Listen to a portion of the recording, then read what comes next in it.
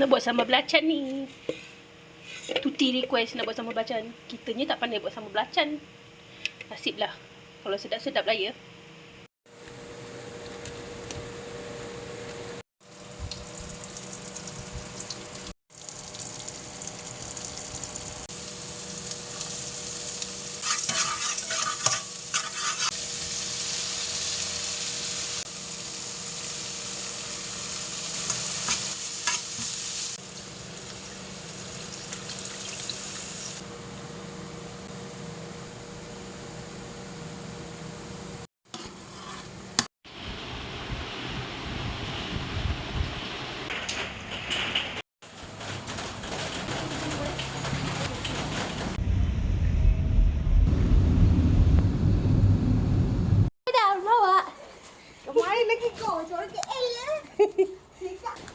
Kita buat sambal ikan goreng putih dengan sambal belacan.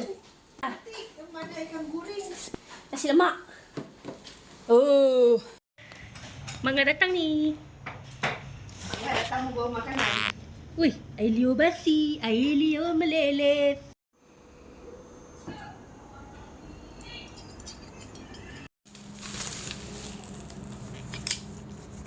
Ni untuk merangkapnya ni.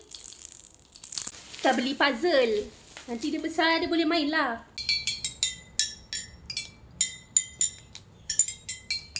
Amboi.